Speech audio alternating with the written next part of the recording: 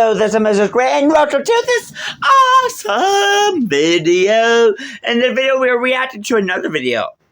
American companies that don't exist anymore. Who knows? Maybe some of these companies was around when I was little. Maybe I went to some of these companies. Maybe I've never even heard of these companies. So we'll see. I had no idea, actually. I just saw the for sale signs as I was pulling in. Welcome to Watch Mojo, and today we're counting down our picks for the top 10 American companies that don't exist anymore. It was an airline like no other. For this list, we'll be looking at once iconic US-made companies that have since retired, merged into something new, or on the very edge of being entirely extinct. Some of the brand names may still be used, but the companies themselves have faded with the times. Which American companies do you want to see make a comeback? Let us know in the comments. Number 10. American Motors Corporation. Nowadays, it feels like U.S. companies merge every other week. In 1954, though, it was jarring to see Nash Kelvinator Corporation merger with Hudson Motor Car Company, forming American Motors Corporation. At this point, it looks like the rebels are going to outlast the teachers. At $355 million, it was the largest corporate merger for a period.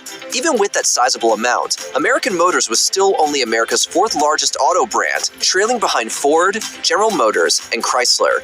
Despite some success, AMC struggled to compete with the Big Three, eventually being acquired by Chrysler in 1979. The AMC name would persist until 1988, when it was renamed Jeep Eagle Corporation, before completely merging into Chrysler 2 years later. How fitting a company born from a merger ended with another merger. They're tough. Tougher than ever before. Even the toughest American cars can't beat big business. Number 9. Gulf Oil. I think they're still around because I believe I've seen some. Commencing in 1901, this big oil company's main backers were William Larimer Mellon and his uncle Andrew. What started with a $10,000 investment developed into one of the Seven Sisters oil companies. But by the early 40s, Gulf Oil was among the 10 largest U.S. manufacturing companies. By the end of the 70s, it could still be found in the top 10. You guys certainly give good service. Thanks. We make it a point to give good service. And we're competitive in our prices, too. In 1985, though, Gulf Oil merged with one of its fellow Seven Sisters, Standard Oil of California, being rebranded as Chevron. At the time, it was a record deal of more than $13 billion. In today's style of living, yes is the way to go. And Chevron says yes. The Gulf Oil brand name still exists with various companies buying the trademark. However, the original titan that inspired a Pennsylvania skyscraper no longer casts its massive shadow. Number 8. Coleco. Coleco went through an intriguing evolution, starting as the Connecticut Leather Company in 1932. As the name suggests, the company initially produced leather for products like shoes. When their leather moccasin kit performed well at the 1954 New York Toy Fair, the company shifted gears. By the early 60s, Coleco was officially a toy company, making plastic playthings in pools. After a failed experiment with snowmobiles, Coleco entered the electronic realm with Telstar and ColecoVision. ColecoVision, the only system you'll ever need.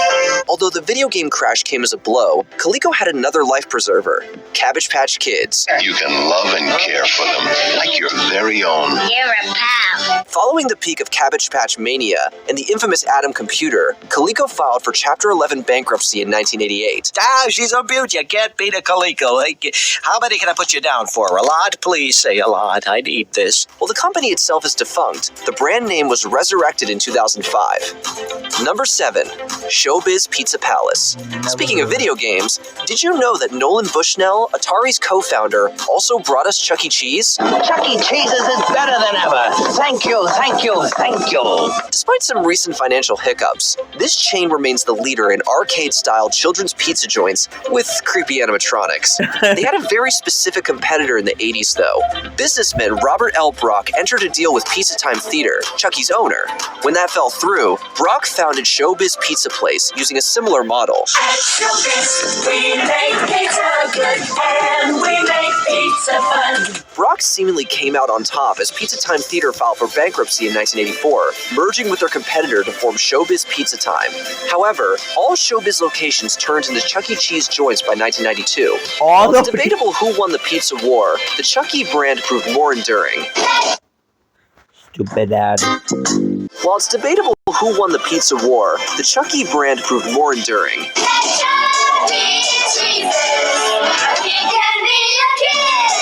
Number 6. Steinmart. Are you like me where you love name brands but you don't really like the prices? That's why you have to come to Steinmart, because you get more fashion for less price. When a company is around for more than a century, you assume that it's a permanent mainstay.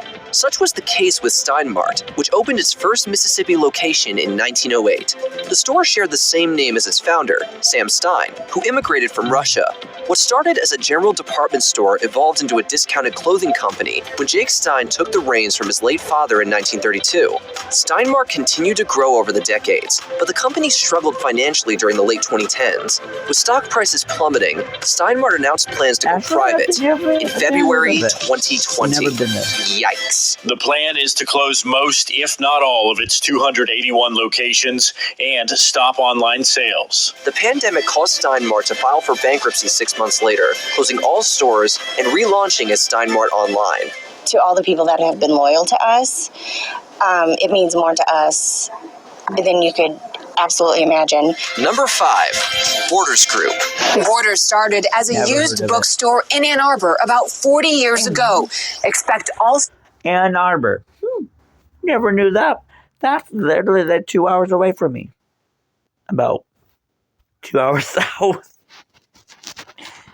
Yeah. So I'm close to Ann Arbor. Not super close, though. Stores to close by the end of September. In 1971, brothers Tom and Louis Borders opened a bookstore while studying at the University of Michigan.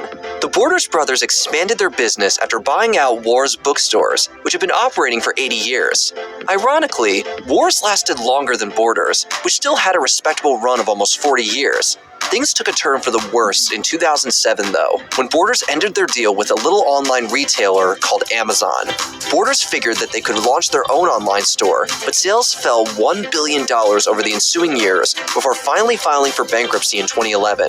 After 40 years, the bookstore chain is now in its final chapter. All 399 of its remaining stores, including 3 in Rhode Island, will be shut down over the next few months. Borders would sell to its longtime adversary, Barnes & Noble, which has managed to survive a global pandemic and the wrath of Amazon. You go, Barnes & Noble. Getting the news today. It's upsetting. We tried. Number 4. Toys R Us. Childhood is fleeting, but Toys R Us is forever. From bikes to trains to video games, it's the biggest toy store there is. Gee whiz! I don't want to grow up, 'cause baby, if I did, I couldn't be a Toys R Us kid. Actually, scratch that. Nothing lasts forever, especially companies run by a talking giraffe. In all seriousness, Toys R Us was a childhood staple that struggled to adapt. Like Borders, Toys R Us entered an online retail agreement with Amazon in 2000. When Amazon violated their contract, the toy company walked away with $51 million in damages, $42 million less than desired. Amazon remained a competitor along with Walmart and Target. This is a challenge Toys R Us is having, along with a lot of bricks and mortar. There's a lot of competition right now from the digital world. It was all downhill after filing for bankruptcy in 2017. The final U.S. Toys R Us locations closed in 2021, ending a streak of more than 70 years. Yeah, I feel like kids... Run! Run! The what I thought too, until I went to American Dream Mall in New Jersey. They have a Toys R Us. Yeah. They're gonna miss out on the best store ever. I still love the store. However, WHP Global sought to revive the brand that same year, giving hope to Toys R Us kids. Number 3. Gimbals.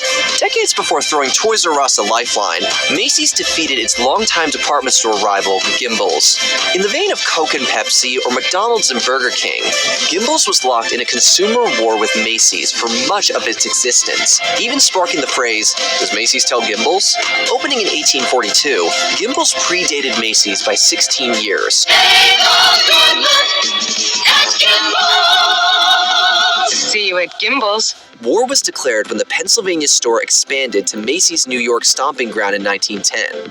10 years later, Gimbel's launched their annual Thanksgiving Day parade, with Macy's starting their own just 4 years later. And we are having a terrific time. The parade is the best that I've ever seen. That's the big news in town, everybody. The fact that Santa is here. Despite the public feud, the companies coexisted until 1987. Failing to meet the profitability standards of Baddest Retail Group, Gimbel's entered liquidation.